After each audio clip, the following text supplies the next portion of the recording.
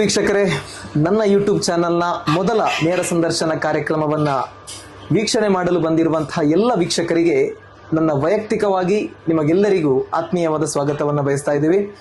So ಇವತ್ತಿನ ಈ ನೇರ ಸಂದರ್ಶನದಲ್ಲಿ ನಾವು ನಿಮಗೆ ಪರಿಚಯಿಸ್ತಾ ಇರುವಂತಹ ನಮ್ಮ ಆತ್ಮೀಯರು ಕೊಡಗಿನಲ್ಲಿ ಸುದೀರ್ಘ ಅವಧಿಗಳಿಂದ ಶಿಕ್ಷಕರಾಗಿ ಬಹಳಷ್ಟು ವಿದ್ಯಾರ್ಥಿಗಳಿಗೆ ಶಿಕ್ಷಣ ಎಂಬಂತಹ ಜ್ಞಾನವನ್ನು ಕೊಟ್ಟಿರುವಂತಹ ನಮ್ಮ ಮನೆಯಂಪಡ ಹೆಸರೇನು ಮನೆಯಪ್ಪಂಡ ಶೀಲಾ ಬೋಪಣ್ಣ ಮೇಡಮ್ ರವರು ನಮ್ಮ ಜೊತೆ ಇದ್ದಾರೆ. ಸೊ ಅವರಿಗೆ ಮೊದಲನೇದಾಗಿ ನಮ್ಮ ಎಲ್ಲ ವೀಕ್ಷಕರ ಪರವಾಗಿ ಕಾರ್ಯಕ್ರಮಕ್ಕೆ ಆತ್ಮೀಯವಾದ ಸ್ವಾಗತವನ್ನ ಬಯಸ್ತಾ ಇದ್ದೀವಿ.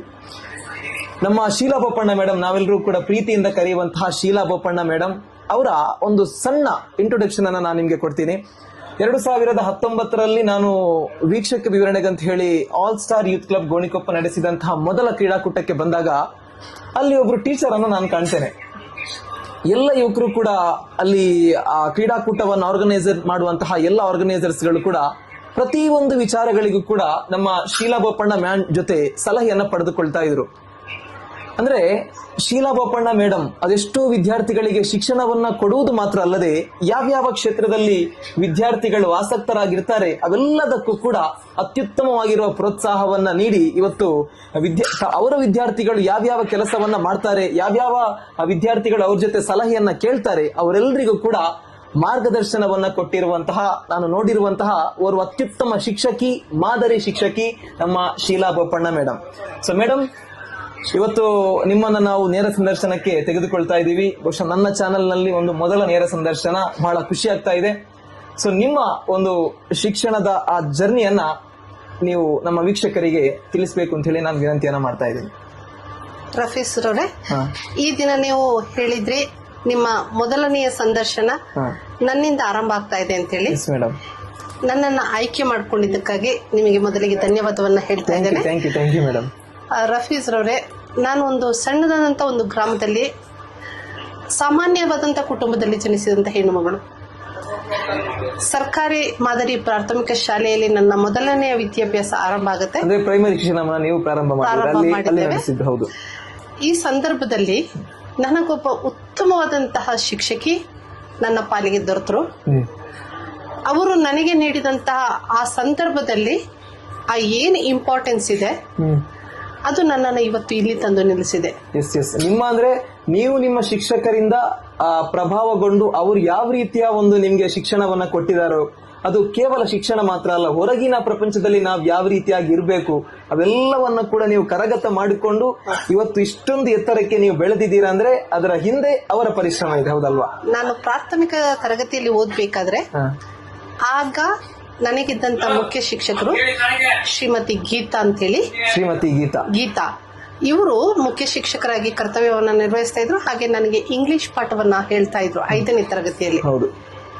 ನಾನು ಕಂಡಂತಹ ಎಲ್ಲಾ ಶಿಕ್ಷಕರಲ್ಲಿ ಜೀವನದ ಮೌಲ್ಯದ ಪಾಠವನ್ನ ಹೇಳಿದಂತ ಮೊದಲ ಶಿಕ್ಷಕಿ ಅವರು. ಸಾಮಾನ್ಯವಾಗಿ ಇವತ್ತು ಶಿಕ್ಷಕರಂದ್ರೆ ಕೇವಲ ಪಾಠ ಪುಸ್ತಕಕ್ಕೆ ಸಂಬಂಧಿಸಿದಂತಹ ವಿದ್ಯಾಭ್ಯಾಸಕ್ಕೆ ಸಂಬಂಧಿಸಿದಂತಹ ವಿಷಯಗಳನ್ನ ಮಾತ್ರ ಹೇಳ್ತಾರೆ. ಆದ್ರೆ ಹೊರಗಿನ ಜಗತ್ತಿನಲ್ಲಿ ನಾವು ಯಾವ ರೀತಿಯಾಗಿ ಇರಬೇಕು ಅನ್ನೋದರ ಆ ಒಂದು ಜ್ಞಾನವನ್ನ ಹೇಳುವವರು ಕಡಿಮೆ. ಅಂತದ್ರಲ್ಲಿ ನಿಮ್ಮ ಗೀತಾ ಮೇಡಮ್ ಅವತ್ತೇ ನಿಮ್ಗೆ ಹೊರ ಪ್ರಪಂಚದಲ್ಲಿ ನಾವು ಯಾವ ರೀತಿಯಾಗಿ ಇರಬೇಕು, ನಮ್ಮನ್ನ ನಾವು ಯಾವ ರೀತಿಯಾಗಿ ತೊಡಗಿಸಿಕೊಂಡು ಹೋಗ್ಬೇಕು ಅನ್ನೋದನ್ನ ಕಲಿಸಿಕೊಟ್ರಲ್ವಾ? ಹೌದು. ಅವತ್ತು ನನಗೆ ಅವರು ಈ ಜೀವನದ ಪಾಠ ಹೇಳದೆ ಹೋಗಿದ್ದಿದ್ರೆ ನಾನು ಕೇವಲ ಅಂಕಪಟ್ಟಿಯಲ್ಲಿ ಮೊದಲ ರ್ಯಾಂಕಿನಲ್ಲಿ ಮಾತ್ರ ಉಳಿಯಬಲ್ಲದಿತ್ತು. ಇವತ್ತು ನನಗೆ ತಿಳಿದ ಮಟ್ಟಿಗೆ ಸ್ವಲ್ಪ ಮಟ್ಟಿಗೆ ನಾನು ಏನು ಇಲ್ಲಿ ಸುತ್ತಮುತ್ತಲ ಗ್ರಾಮಗಳಲ್ಲಿ ಹೆಸರನ್ನ ಉಳಿಸಿಕೊಂಡಿದ್ದೇನೆ. ಅಂದ್ರೆ ನೀವು ಕೇವಲ ಶಿಕ್ಷಕಿಯಾಗಿ ಹೆಸರನ್ನ ಗಳಿಸಿಲ್ಲ. ಇವತ್ತು ದಸರಾ ಅನ್ನುವಂತಹ ಈ ಗೋಣಿಕೊಪ್ಪದಲ್ಲಿ ಬರುವಂತಹ ಒಂದು ಪ್ರಮುಖ ಸಾಂಸ್ಕೃತಿಕ ಕಾರ್ಯಕ್ರಮ. ಸೊ ಅಂತಹ ಒಂದು ಕಾರ್ಯಕ್ರಮವನ್ನ ನೀವು ನಿರ್ವಹಿಸುವಂತಹ ರೀತಿ ಅಂದ್ರೆ ಎಷ್ಟು ವರ್ಷಗಳಿಂದ ನೀವು ಆ ಸಾಂಸ್ಕೃತಿಕ ಕಾರ್ಯಕ್ರಮವನ್ನ ನಿರ್ವಹಿಸಿಕೊಂಡು ಬಂದಿದ್ದೀರಾ? ಸುಮಾರು ಒಂದು 20 ವರ್ಷಗಳಿಂದ. ಅಂದ್ರೆ ಯಾವುದೇ ಒಂದು ಕಾರ್ಯಕ್ರಮವನ್ನ ಆರ್ಗನೈಸ್ ಮಾಡ್ಲಿಕ್ಕೆ, ಅದನ್ನ ಕಂಟಿನ್ಯೂ ಮಾಡ್ಲಿಕ್ಕೆ, ಅದನ್ನ ನಡೆಸಿಕೊಂಡು ಹೋಗುವಂತದ್ದು ಸುಲಭದ ವಿಚಾರ ಅಲ್ಲ, ಹೌದಲ್ವಾ ಮೇಡಮ್? ಅಂತದ್ರಲ್ಲಿ ನೀವು ಒಂದು ಕಾರ್ಯಕ್ರಮವನ್ನ ಮುತುವರ್ಜಿ ವಹಿಸಿಕೊಂಡು, ಅದು ನಾನು ಕಳೆದ ಬಾರಿ Kodagu world cup all star ನಡೆಸಿದಂತಹ ಕ್ರೀಡಾಕೂಟಕ್ಕೆ ಬಂದಾಗ 4 ದಿವಸ ನಮ್ಮ ಕ್ರೀಡಾಕೂಟ ಬಹಳ ಅತ್ಯುತ್ತಮವಾಗಿ ನಡೆದಿದೆ. ಅದರ ಹಿಂದೆ ನೀವು ಮಾಡಿದಂತಹ ಪ್ಲಾನ್ಸ್ ಇತ್ತಲ್ವಾ? ಸೊ ಅಂತಹ ಆ ಒಂದು ವಿಚಾರಗಳನ್ನ ನಮ್ಗೆಲ್ಲ ಅದು ಖಂಡಿತ ಸಾಧ್ಯ ಇಲ್ಲ ಮೇಡಮ್. ಅಂದ್ರೆ ಒಂದು ಕಾರ್ಯಕ್ರಮವನ್ನ ನಾವು ಮುತುವರ್ಜಿ ವಹಿಸಿಕೊಂಡ ಮೇಲೆ ಯಾವ ರೀತಿಯಾಗಿ ಆ ಕಾರ್ಯಕ್ರಮವನ್ನ ನಡೆಸಿಕೊಂಡು ಹೋಗ್ಬೇಕು, ಯಾವ ರೀತಿಯಾಗಿ ಅದನ್ನ ಮುಕ್ತಾಯಗೊಳಿಸಬೇಕು ಅಂದ್ರೆ ಸಂಪೂರ್ಣವಾಗಿ ನಮ್ಮ ಇಂಟೆನ್ಷನ್ ಅದು ಸಕ್ಸಸ್ ಆಗ್ಬೇಕು. ಸೊ ಅಂತಹ ಒಂದು ವಿಚಾರವನ್ನ ನಡೆಸಬೇಕು ಅಂತ ಹೇಳಿದ್ರೆ ಅದಕ್ಕೆ ನಮ್ಗೆ ಪ್ರೇರಣೆಯನ್ನ ಕೊಡುವಂತಹ, ಅದರ ಬಗ್ಗೆ ಒಂದಿಷ್ಟು ಜ್ಞಾನವನ್ನ ಕೊಡುವಂತಹ ಶಿಕ್ಷಕರ ಅಂದ್ರೆ ನಮ್ಗೆ ಗುರುಗಳ ಅನಿವಾರ್ಯತೆ ಇರುತ್ತೆ. ಅಂತದ್ರಲ್ಲಿ ನಿಮ್ಗೆ ಗೀತಾ ಮೇಡಮ್ ರವರು ಅಂದು ಹೇಳಿಕೊಟ್ಟಂತಹ ಒಂದಿಷ್ಟು ಪಾಠಗಳು ಇವತ್ತು ನೀವು ಇಲ್ಲಿವರೆಗೆ ಅಂದ್ರೆ ಕೇವಲ ಶಿಕ್ಷಕಿಯಾಗಿರದೆ ಪ್ರತಿಯೊಂದು ವಿಚಾರಗಳಲ್ಲಿಯೂ ಶೀಲಾ ಬೋಪಣ್ಣ ಮೇಡಮ್ ಬಂದ್ರೆ ನಮ್ಮ ಕಾರ್ಯಕ್ರಮ ಸಕ್ಸಸ್ ಆಗುತ್ತೆ ಅನ್ನುವ ಮಟ್ಟಿಗೆ ತಲುಪಿದೆ. ಅಂದ್ರೆ ಅದರ ಹಿಂದೆ ನೀವು ಹೇಳಿದ ಹಾಗೆ ಗೀತಾ ಮೇಡಮ್ ರವರ ಪರಿಶ್ರಮ ಇದೆ. ಜೊತೆಗೆ ನನ್ನ ವಿದ್ಯಾಭ್ಯಾಸ ಮುಗಿದ ಮೇಲೆ ನಾನು ಶಿಕ್ಷಕ ವೃತ್ತಿಯನ್ನು ಆಯ್ಕೆ ಮಾಡಿಕೊಂಡು ಒಂದು ಪ್ರೈವೇಟ್ ಇನ್ಸ್ಟಿಟ್ಯೂಟ್ ನಲ್ಲಿ ಶಿಕ್ಷಕಿಯಾಗಿ ಈ 2000 ಇಸ್ವಿಯಲ್ಲಿ ಜಾಯಿನ್ ಆಗ್ತೇನೆ. ಅದು ಗೋಣಿಕೊಪ್ಪಲುವಿನ ಪ್ರತಿಷ್ಠಿತ ವಿದ್ಯಾಸಂಸ್ಥೆ ಸರ್ವದೈವತ ಆಂಗ್ಲ ಮಾಧ್ಯಮ ಶಾಲೆ. ಈ ಶಾಲೆಯ ವಿಶೇಷತೆಯನ್ನ ನನಗೆ ಹೇಳಲೇಬೇಕು. ನನ್ನ ಜೀವನ ಶೈಲಿಗೂ ಈ ಶಾಲೆಗೂ ಒಂದು ಬಾಂಧವ್ಯ ಇದೆ, ಸಂಬಂಧ ಇದೆ. ಹೇಗೆ ಅಂತ ಹೇಳಿದ್ರೆ ಇಲ್ಲಿ ಫ್ಯಾಷನೇಬಲ್ ಆಗಿರುವ ಹೆಸರುಗಳನ್ನ ಬಯಸ್ತಾರೆ. ಒಂದು ಶಾಲೆಯಲ್ಲಿ ಮಗುವನ್ನ ಹೆಸರು ಜಾಯಿನ್ ಮಾಡಿಸ್ಬೇಕು ಅಂತ ಹೇಳಿದ್ರೆ ಅಲ್ಲಿ ಯಾವುದೋ ಒಂದು ಇಂಗ್ಲಿಷ್ ಹೆಸರು ಇರುವಂತ ಶಾಲೆ ಬೇಕು. ಇವತ್ತು ಜನರೇಷನ್ ಬಯಸುವಂತದ್ದು. ಮುಂಚೆ ಎಲ್ಲ ಕನ್ನಡ ಮಾಧ್ಯಮದಲ್ಲಿ ಕಲಿತು ಇವತ್ತು ದೊಡ್ಡ ದೊಡ್ಡ ಪೋಸ್ಟ್ ನಲ್ಲಿ ಇರುವಂತಹ ರಾಜಕಾರಣಿಗಳಾಗಿರಬಹುದು, ಪ್ರಭಾವಿ ವ್ಯಕ್ತಿಗಳಾಗಿರಬಹುದು, ಅವರೆಲ್ಲರೂ ಕೂಡ ಕಲಿತಿರುವಂತದ್ದು ಕನ್ನಡ ಮಾಧ್ಯಮದಲ್ಲಿ. ಆದ್ರೆ ನೀವು ಹೇಳಿದಾಗೆ ಇವತ್ತಿನ ಜನರೇಷನ್ ಇಂಗ್ಲಿಷ್ ಮೀಡಿಯಂ ಎಂಬ ಹೆಸರಿಗಾಗಿ ತಮ್ಮ ಇಂಗ್ಲಿಷ್ ಮೀಡಿಯಂ ಮಾತ್ರ ಅಲ್ಲ, ಶಾಲೆ ಹೆಸರು ಕೂಡ ಹೇಳುವಾಗ ಒಂಥರ ಸ್ಟ್ಯಾಂಡರ್ಡ್ ಬೇಕು ಅಂತ ಬಯಸ್ತಾರೆ. ಆದ್ರೆ ನಾನು ನನ್ನ ಶಿಕ್ಷಕ ವೃತ್ತಿಯನ್ನ ಆಯ್ಕೆ ಮಾಡಿಕೊಂಡಾಗ ನಾನು ಸೇರಿದ ಶಾಲೆಯ ಹೆಸರು ಸರ್ವದೈವತ.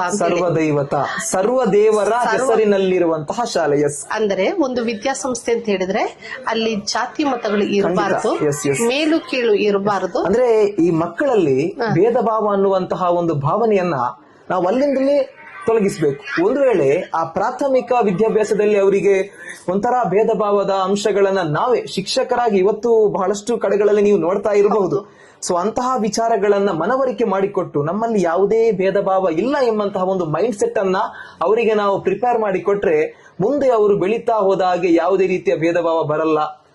ಅರ್ಥ ಆಯ್ತಲ್ಲ? ಹೌದು, ಆ ರೀತಿಯ ಒಂದು ಕಾನ್ಸೆಪ್ಟ್ ಇಟ್ಕೊಂಡು ಕಾಡ್ಯಾಮಡ ಪ್ರಕಾಶ್ ಮಣ್ಣಪ್ಪ ಅನ್ನುವಂಥವ್ರು ಈ ಒಂದು ವಿದ್ಯಾಸಂಸ್ಥೆಯನ್ನ ಆರಂಭಿಸ್ತಾರೆ. ಪ್ರಾರಂಭಿಸಿದ್ದು ಬಂದು 1990-91 ಇಸ್ವಿಯಲ್ಲಿ. ನಾನು ಸೇರಿ ಒಂದು 10 ವರ್ಷದ ನಂತರ ನೀವು ಸೇರಿದ್ದೆ. ಸರ್ವದೈವತ ಅನ್ನುವಂತ ಹೆಸರು ಹಾಗೆ ಆ ಸಂಸ್ಥೆಯ ಕನಸೇನಿದೆ, ಒಂದು ವಿಶ್ವ ಮಾನವರನ್ನ ತಯಾರಿ ಮಾಡಬೇಕು ಅನ್ನುವಂತ ಒಂದು ಕಾನ್ಸೆಪ್ಟಿನ ಅಡಿಯಲ್ಲಿ ಆ ಸಂಸ್ಥೆಯ ಅಧ್ಯಕ್ಷರು ಶಾಲೆಯನ್ನ ಸ್ಥಾಪಿಸಿದ್ರು.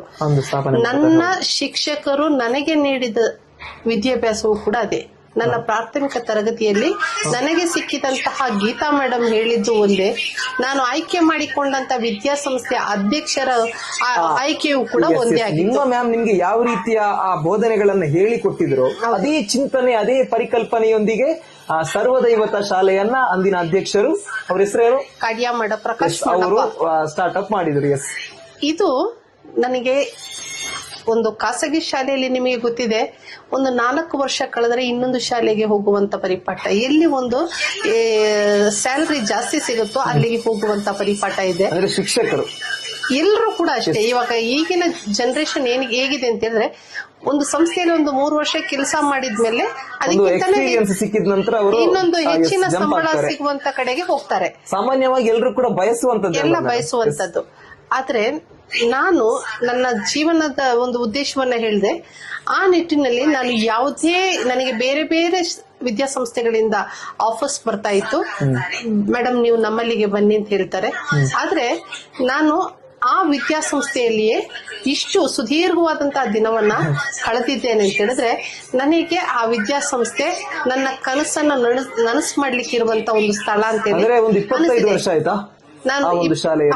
ಹೌದು. ಸೊ ನೋಡಿ ವೀಕ್ಷಕರೇ, ಈಗ ಮ್ಯಾಮ್ ಹೇಳ್ತಾ ಇದ್ರು ಕಳೆದ 25 ವರ್ಷಗಳಿಂದ ಸರ್ವದೈವತ ಎಂಬಂತಹ ಶಾಲೆಯಲ್ಲಿ ಯಾವುದೇ ಹೆಚ್ಚಿನ ಫಲಾಪೇಕ್ಷೆಯನ್ನ ಬಯಸದೆ ನಿರಂತರವಾಗಿ ಅವರ ಆ ಅತ್ಯುತ್ತಮವಾಗಿರುವ ಚಿಂತನೆ ಹಾಗೂ ಪರಿಕಲ್ಪನೆಯೊಂದಿಗೆ ಇವತ್ತು ವಿದ್ಯಾರ್ಥಿಗಳನ್ನ ಬೆಳೆಸ್ತಾ ಇರುವಂತಹ ಶೀಲಾ ಬೋಪಣ್ಣ ಮೇಡಮ್ ಅವರಿಗೆ ನಮ್ಮ ಎಲ್ಲ ವೀಕ್ಷಕರ ಪರವಾಗಿ ಮೊದಲು ನಾವು ಅಭಿನಂದನೆಯನ್ನ ಹೇಳ್ತಾ ಇದ್ದೀವಿ ಮೇಡಮ್. ಯಾಕಂತ ಹೇಳಿದ್ರೆ ಇಷ್ಟೊಂದು ನಿಷ್ಠಾವಂತರಾಗಿ ನಿಸ್ವಾರ್ಥ ಸೇವೆಯನ್ನ ಬಯಸುವಂತಹ ಜನರು ಆಧುನಿಕ ಜಗತ್ತಿನಲ್ಲಿ ಬಹಳ ವಿರಳ. ಅಂತದ್ರಲ್ಲಿ ನೀವು 25 ವರ್ಷಗಳಿಂದ ಅದೇ ಒಂದು ಶಾಲೆಯಲ್ಲಿ ಒಳ್ಳೆಯ ಒಂದು ಪರಿಕಲ್ಪನೆಯನ್ನ ಇಟ್ಟುಕೊಂಡು ಮುಂದೆ ಹೋಗ್ತಾ ಇದ್ದೀರಾ. ಸೊ ಮುಂದಿನ ಭವಿಷ್ಯದಲ್ಲಿಯೂ ಕೂಡ ನಿಮ್ಗೆ ಒಳ್ಳೇದಾಗ್ಲಿ ಅಂತ ಹೇಳಿ ನಾವು ಬಯಸ್ತಾ ಇದ್ದೀವಿ. Yes, continue madam. ಭಾವ ಸಂಬಂಧವನ್ನ ಹೊಂದಿಕೊಂಡವರು ಶೀಲಾ ಬೋಪಣ್ಣ ಮೇಡಮ್ ಅಂತ ಹೇಳಿದ್ರೆ ಎಲ್ರಿಗೂ ಕೂಡ ಗೊತ್ತಿದೆ ಕೊಡಗಿನಲ್ಲಿ. ಅದು ರಾಜಕೀಯ ವ್ಯಕ್ತಿಗಳಾಗಿರಬಹುದು, ಇನ್ನು ವಾಣಿಜ್ಯ ವಿಭಾಗದಲ್ಲಿರುವಂತಹ ವ್ಯಕ್ತಿಗಳಾಗಿರ್ಬಹುದು. ಸೊ ಇವಾಗ ನಿಮ್ಗೆ ಫುಟ್ಬಾಲ್ ನ ಬಗ್ಗೆ ಒಂದೊಳ್ಳೆ ಅಭಿಮಾನ ಇದೆ, ಹೌದಲ್ವಾ? ಮುಂದಿನ ದಿವಸಗಳಲ್ಲಿ ಈ ಕೊಡಗು ಜಿಲ್ಲೆಯಲ್ಲಿ ನಡೀತಾ ಇರುವಂತಹ ಫುಟ್ಬಾಲ್ಗೆ ನಮ್ಮ ಕರ್ನಾಟಕ ಸರ್ಕಾರದಿಂದ ಒಂದು ಗ್ರಾಮೀಣ ಕ್ರೀಡೆ ಅನ್ನೋದು ಬರ್ಬೇಕು ಅಂತ ಹೇಳಿ ನನ್ನ ಒಂದು ವಿನಂತಿ. ಸೊ ಅದಕ್ಕೆ ಬೇಕಾಗಿ ನೀವು ಒಂದು ಪ್ರಯತ್ನವನ್ನ ಮಾಡಲೇಬೇಕು. ನೀವೊಂದು ವಿನಂತಿಯನ್ನ ಮಾಡಿ ಸಂಬಂಧಪಟ್ಟ ಇಲಾಖೆಯವರಿಗೆ ತಿಳಿಸಿ. ಅಂದ್ರೆ ಕೊಡಗಿನಲ್ಲಿ ಬಹಳಷ್ಟು ಯುವಕರು ಫುಟ್ಬಾಲ್ ಅನ್ನ ಪ್ರೀತಿಸ್ತಾರೆ. ಮುಂದಿನ ದಿವಸಗಳಲ್ಲಿ ಆ ಯುವಕರಿಗೆ ಒಂದು ಕ್ರೀಡಾಕೂಟ ಆಯೋಜನೆ ಮಾಡುವಾಗ ಅದಕ್ಕೆ ಬೇಕಾಗಿರುವಂತಹ ಫಂಡಿಂಗ್ಸ್ ಆಗಿರಬಹುದು, ಬೇರೆ ಬೇರೆ ರೀತಿಯಲ್ಲಿ ಅವರಿಗೆ ಸಹಕಾರ ಕೊಡುವಂತಹ ಒಂದು ಅವಕಾಶವನ್ನ ನಿಮ್ಮ ಮುಖಾಂತರವಾಗಿ ನೀವು ಮಾಡಿಕೊಡ್ಬೇಕು ಅಂತ ಹೇಳಿ ನಾನು ವಿನಂತಿಯನ್ನ ಮಾಡ್ತಾ ಇದ್ದೀನಿ. ಖಂಡಿತವಾಗೂ ಪ್ರಯತ್ನಿಸ್ತೇನೆ. ಫುಟ್ಬಾಲ್ ಬಗ್ಗೆ ನಿಮ್ಗೆ ಗೊತ್ತೇ ಇದೆ ಅಲ್ವಾ? ಯುವಜನ ಸೇವಾ ಮತ್ತು ಕ್ರೀಡಾ ಇಲಾಖೆ ಅಂತ ಹೇಳಿ ಮಡಿಕೇರಿಯಲ್ಲಿದೆ. ಅದರ ಅಂಡರ್ ಅಲ್ಲೇ ನಾನು ಯುವ ಒಕ್ಕೂಟಗಳ ಅಧ್ಯಕ್ಷೆಯಾಗಿರೋದು. ನಾನು ಇದರ ನೀವೇನ್ ಹೇಳಿದ್ದೀರಿ ಇದೊಂದು ಒಳ್ಳೆಯ ಒಂದು ಬೇಸ್. ಇದರ ಪ್ರಯುಕ್ತವಾಗಿ ನಾನು ನಮ್ಮ ಇಲ್ಲಿಯ ಮಾನ್ಯ ಶಾಸಕರೊಂದಿಗೆ ಚರ್ಚಿಸ್ತೇನೆ. ಈ ಒಂದು ಕ್ರೀಡಾಕೂಟ ಹೀಗೆ ಇತ್ತೀಚೆಗೆ ಪ್ರಾದೇಶಿಕ ಮಟ್ಟದ ಕ್ರೀಡಾಕೂಟ ಏನಿದೆ ಅದು ನಮ್ಮ ರಾಜ್ಯದ ನಾಯಕರಿಗೂ ಕೂಡ ಗೊತ್ತಾಗಬೇಕು. ಅಂದ್ರೆ ಕೊಡಗಿನಲ್ಲಿ ಈ ರೀತಿಯ ಒಂದು ಕ್ರೀಡಾಕೂಟ ನಡೆಯುತ್ತೆ. ಸಾಮಾನ್ಯವಾಗಿ 11s ಫುಟ್ಬಾಲ್ ನಡೆಯುತ್ತೆ ಅಂತಾರಾಷ್ಟ್ರೀಯ ಮಟ್ಟದಲ್ಲಿ. ಆದ್ರೆ 5s 7s ನಂತಹ ಕ್ರೀಡಾಕೂಟ ಏನಿದೆ ಬಹಳಷ್ಟು ಪ್ರತಿಭಾನ್ವಿತ ಆಟಗಾರರು ಕೊಡಗಿನಲ್ಲಿದ್ದಾರೆ. ಸೊ ಅಂತಹ ಪ್ರತಿಭೆಗಳಿಗೆ ಅವಕಾಶ ಸಿಗ್ಬೇಕಲ್ವಾ? ಅದಕ್ಕಾಗಿ ನೀವು ಒಂದು ಸಣ್ಣ ಮಟ್ಟಿನ ಪ್ರಯತ್ನವನ್ನ ಮಾಡ್ಬೇಕು ಅಂತ ಹೇಳಿ ಖಂಡಿತವಾಗಿಯೂ ನಾನು ಪ್ರಯತ್ನಿಸ್ತೇನೆ. ಹಾಗೆ ಆದಾಗ ನಮ್ಗೆ ಬಹಳಷ್ಟು ಜನ ಯುವ ಪ್ರತಿಭೆಗಳು ಈ ನಾಡನ್ನ ಅಂದ್ರೆ ರಾಷ್ಟ್ರವನ್ನ ಪ್ರತಿನಿಧಿಸುವಂತ ಮಟ್ಟದಲ್ಲಿ ಗುರುತಿಸ್ಕೊಳ್ತಾರೆ ಅನ್ನೋದು. ಯಾಕಂತ ಹೇಳಿದ್ರೆ ಇವತ್ತು ಬಹಳಷ್ಟು ಸಣ್ಣ ಪ್ರಾಯದಲ್ಲಿ ಒಳ್ಳೆ ಆಸಕ್ತಿ ಇರುತ್ತೆ ಅವರಿಗೆ ಸ್ಪೋರ್ಟ್ಸ್ ನಲ್ಲಿ. ಅದು ಕ್ರಿಕೆಟ್ ಆಗಿರಬಹುದು, ಫುಟ್ಬಾಲ್ ಆಗಿರಬಹುದು, ವಾಲಿಬಾಲ್ ಆಗಿರಬಹುದು. ಬೆಳೀತಾ ಬೆಳೀತಾ ಹೋದಾಗೆ ಅವರಲ್ಲಿರುವಂತಹ ಕುಟುಂಬದ ಜವಾಬ್ದಾರಿಗಳು ಅವರ ಕನಸನ್ನ ಅದು ನನಸು ಮಾಡ್ಲಿಕ್ಕೆ ಆಗೋದಿಲ್ಲ. ಅಂತಹ ಸಮಯದಲ್ಲಿ ಪ್ರಾದೇಶಿಕ ಮಟ್ಟದಲ್ಲಿ ಬೆಳೀತಾ ಇರುವಂತಹ ಪ್ರತಿಭೆಗಳನ್ನ ನಮ್ಮ ಮುಖಾಂತರವಾಗಿ ನಮ್ಮಲ್ಲಿ ಸಾಧ್ಯವಾಗುವ ರೀತಿಯಲ್ಲಿ ನಾವು ಅವರನ್ನ ಬೆಳೆಸಬೇಕು ಅಂತ ಹೇಳುವಂತ ಉದ್ದೇಶಕ್ಕೆ ನಿಮ್ಮಲ್ಲಿ ಒಂದು ಮನವಿಯನ್ನ ಮಾಡಿರುವಂತದ್ದು. ಖಂಡಿತವಾಗಿಯೂ ಕೂಡ ಮುಂದಿನ ದಿವಸಗಳಲ್ಲಿ ಸಂಬಂಧಪಟ್ಟ ಇಲಾಖೆಗೆ ಆ ವಿಚಾರಗಳನ್ನ ತಿಳಿಸಿ ಒಂದಿಷ್ಟು ಸಹಕಾರ ನಮ್ಮ ಯುವ ಪ್ರತಿಭೆಗಳಿಗೆ ಸಿಗುವಲ್ಲಿ ನೀವೆಲ್ಲರೂ ಕೂಡ ನೀವು ಅದಕ್ಕೆ ಸಹಕಾರವನ್ನು ಕೊಡಬೇಕು ಅಂತ ಹೇಳಿ ನಾವು ಮತ್ತೊಮ್ಮೆ ನಮ್ಮ ಎಲ್ಲ ವೀಕ್ಷಕರ ಪರವಾಗಿ ಹಾಗೂ ಕೊಡಗಿನ ಸರ್ವ ಫುಟ್ಬಾಲ್ ಕ್ರೀಡಾಭಿಮಾನಿಗಳ ಪರವಾಗಿ ವಿನಂತಿಯನ್ನ ಮಾಡ್ತಾ ಇದ್ದೇವೆ. ಸೊ ಬೇರೆ ಏನಾದ್ರೂ ವಿಚಾರಗಳನ್ನ ಹಂಚಿಕೊಳ್ಳಿಕ್ಕಿದೆ ಮೇಡಮ್?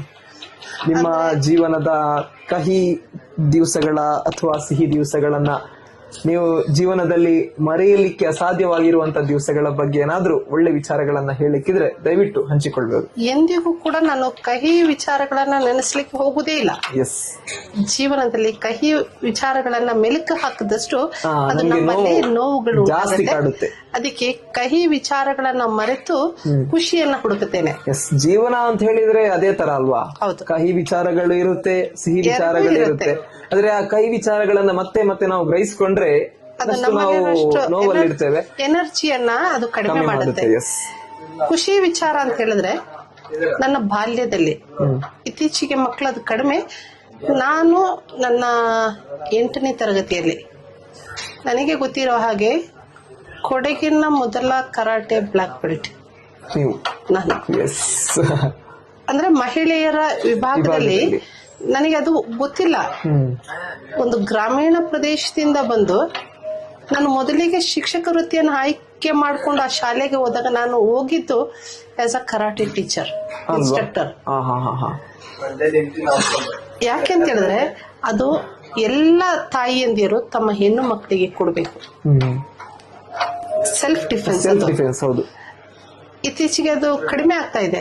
ಈಗ ನಿಮ್ಗೆ ಕಾಣ್ತಾ ಇದೆ ಮೊಬೈಲ್ ನ ಬಳಕೆಯಿಂದನೋ ಅಥವಾ ಬೆಳೆದಿರುವಂತಹ ಪರಿಸ್ಥಿತಿಯಿಂದನೋ ಇತ್ತೀಚೆಗೆ ನಮ್ಮ ಮಕ್ಕಳು ದಾರಿ ತಪ್ತಾ ಇದ್ದಾರೆ. ಹೌದು. ಹಾಗಿರ್ಬೇಕಾದ್ರೆ ಅವರು ಒಂದು ಕಡೆ ಮೊಬೈಲ್ ಎಡಿಕ್ಟ್ ಆಗಿ ಎಮೋಷನಲಿ ಫುಲ್ಲಿ ಡೌನ್ ಆಗ್ತಾ ಇದ್ದಾರೆ. ಹಾಗಿರ್ಬೇಕಾದ್ರೆ ಅವರ ಮಾನಸಿಕ ಸ್ಥಿತಿಯನ್ನ ಸ್ಥಿಮಿತಗೊಳಿಸ್ಲಿಕ್ಕೆ ಯಾವ್ದಾದ್ರು ಒಂದು ಕ್ರೀಡೆಯನ್ನ ತಮ್ಮದಾಗಿಸಿಕೊಳ್ಬೇಕು. ಖಂಡಿತ. ಅದರ ಜೊತೆಯಲ್ಲಿ ನಮ್ಮ ತಾಯಿಯಂದಿರು ಹೆಣ್ಣು ಮಕ್ಕಳಿಗೆ ಮಾರ್ಷಲ್ ಆರ್ಟ್ಸ್ ಅನ್ನ ಕಲಿಸಿದ್ದೆ ಆದ್ರೆ ಅವರು ಮಾನಸಿಕವಾಗಿ ಸದೃಢರಾಗ್ತಾರೆ, ಬಲಿಷ್ಠರಾಗ್ತಾರೆ. ಅಂದ್ರೆ ಅವರಿಗೆ ಈಗ ನಮ್ಗೆ ಹೇಳಲಿಕ್ಕೆ ಬರುವುದಿಲ್ಲ. ಮಕ್ಕಳು ಹೊರಗಡೆ ಹೋಗ್ತಾರೆ, ಎಲ್ಲೆಲ್ಲೋ ಅಚಾನಕ್ ಏನೋ ಆದಾಗ ತಮ್ಮನ್ನ ತಾವು ರಕ್ಷಿಸಿಕೊಳ್ಳಿಕ್ಕಾಗಿ ಅವರಿಗೆ ಬೇಕಾಗಿರುವ ವಿದೇಶಗಳಲ್ಲೆಲ್ಲ ಈ ನೀವು ಹೇಳಿದಂತೆ ಸೆಲ್ಫ್ ಡಿಫೆನ್ಸ್ ಕರಾಟೆ ಅನ್ನೋದು ಬಹಳಷ್ಟು ಪೋಷಕರು ಮಕ್ಕಳಿಗೆ ತರಬೇತಿಯನ್ನ ಕೊಡ್ತಾರೆ. ಆದ್ರೆ ನಮ್ಮ ದೇಶದಲ್ಲಿ ನಮ್ಮ ಜಿಲ್ಲೆಗಳಲ್ಲಿ ಆದ್ರೆ ಇತ್ತೀಚೆಗೆ ಕಡಿಮೆಯಾಗಿದೆ. ಇತ್ತೀಚೆಗೆ ನಮ್ಮ ಘನ ಸರ್ಕಾರ ಶಾಲಾ ಹಂತದಲ್ಲಿ ಈಗ ಏನು ಶಾಲೆಯಲ್ಲಿ ಮಕ್ಕಳಿಗೆ ಸ್ಪೋರ್ಟ್ಸ್ ಅನ್ನ ಮಾಡ್ತಾರೆ, ಅದ್ರ ಜೊತೆಗೆ ಇಂತಹ ತರಬೇತಿ ಮಾಡ್ತಾ ಇದ್ದಾರೆ. ಇತ್ತೀಚೆಗೆ ಮಾಡ್ತಾ ಇದ್ದಾರೆ. ಜಿಲ್ಲಾ ಮಟ್ಟ ರಾಜ್ಯ ಮಟ್ಟಕ್ಕೆ ಬಂದಾಗ ಈ ಒಂದು ಸ್ಪರ್ಧೆಯನ್ನ ತಗೊಂಡಿದ್ದಾರೆ. ನಮ್ಮ ಇಲ್ಲಿನ ಸ್ಥಳೀಯ ಎಲ್ಲ ಪೋಷಕರು ತಮ್ಮ ಮಕ್ಕಳಿಗೆ, ನಾನು ವಿಶೇಷವಾಗಿ ಹೆಣ್ಣು ಮಕ್ಕಳಿಗೆ ಅಂತ ಹೇಳ್ತೇನೆ, ಹೆಣ್ಣು ಮಕ್ಕಳಿಗೆ ಈ ಒಂದು ತರಬೇತಿಯನ್ನ ನೀಡಬೇಕು ಅಂತೇಳಿ ಬಯಸ್ತಾ ಇದ್ದೇನೆ. Thank you. ಓಕೆ. ಸೊ ನಮ್ಮ ಇವತ್ತಿನ ಈ ಒಂದು ನೇರ ಸಂದರ್ಶನ ಕಾರ್ಯಕ್ರಮವನ್ನ ವೀಕ್ಷಣೆ ಮಾಡಿದಂತಹ ಎಲ್ಲ ವೀಕ್ಷಕರು, ನಮ್ಮ ಶೀಲಾ ಬೋಪಣ್ಣ ಮೇಡಮ್ ಯಾವ್ಯಾವ ರೀತಿಯ ಸಂದೇಶವನ್ನ ಕೊಟ್ಟರು ಅವೆಲ್ಲವನ್ನ ಕೂಡ ನೀವು ಪಾಲಿಸಿಕೊಳ್ಬೇಕು. ಹಾಗೇನೆ ನನ್ನ ಯೂಟ್ಯೂಬ್ ಚಾನೆಲ್ನ ಮೊದಲ ಸಂದರ್ಶನ ಕಾರ್ಯಕ್ರಮದಲ್ಲಿ ಬಹಳ ಅತ್ಯುತ್ತಮವಾದ ಮಾತುಗಳೊಂದಿಗೆ ಆ ಸಮಾಜಕ್ಕೆ ಬೇಕಾಗಿರುವಂತಹ ಒಳ್ಳೆ ಸಂದೇಶಗಳು, ಅವರ ಆ ಅನುಭವಗಳನ್ನ ಹಂಚಿಕೊಂಡು ನಮ್ಮ ಕಾರ್ಯಕ್ರಮವನ್ನ ಮತ್ತಷ್ಟು ಯಶಸ್ವಿಗೊಳಿಸಿದಂತಹ ಶೀಲಾ ಬೋಪಣ್ಣ ಮೇಡಮ್ ರವರಿಗೆ ನಮ್ಮ ಎಲ್ಲ ವೀಕ್ಷಕರ ಪರವಾಗಿ ಹಾಗೂ ನನ್ನ ಯೂಟ್ಯೂಬ್ ಚಾನೆಲ್ ಮುಖಾಂತರವಾಗಿ ತುಂಬು ಹೃದಯದ ಧನ್ಯವಾದವನ್ನ ಹೇಳ್ತಾ ಇದ್ದೀವಿ. ಸೊ ಮತ್ತೊಮ್ಮೆ ಥ್ಯಾಂಕ್ ಯು ಹೇಳ್ತಾ ಇವತ್ತಿನ ಈ ಒಂದು ನೇರ ಸಂದರ್ಶನವನ್ನ ನಾವು ಮುಕ್ತಾಯಗೊಳಿಸ್ತಾ ಇದ್ದೀವಿ. ಮುಂದಿನ ವಿಡಿಯೋದಲ್ಲಿ ಕಾಯ್ತಾ ಇರಿ. ಹಾಗೇನೆ ನನ್ನ ಯೂಟ್ಯೂಬ್ ಚಾನೆಲ್ ಅನ್ನ ಕೊಡಗಿನ ಎಲ್ಲ ಜನತೆ ಹಾಗೂ ಎಲ್ಲ ವೀಕ್ಷಕರು ಸಬ್ಸ್ಕ್ರೈಬ್ ಮಾಡಿ, ಹೆಚ್ಚಿನ ಸಪೋರ್ಟ್ ಅನ್ನ ಮಾಡಿ. ಥ್ಯಾಂಕ್ ಯು, ಧನ್ಯವಾದ. Thank you ma'am. ಸರಿ ಬಂದಿರುತ್ತಾ?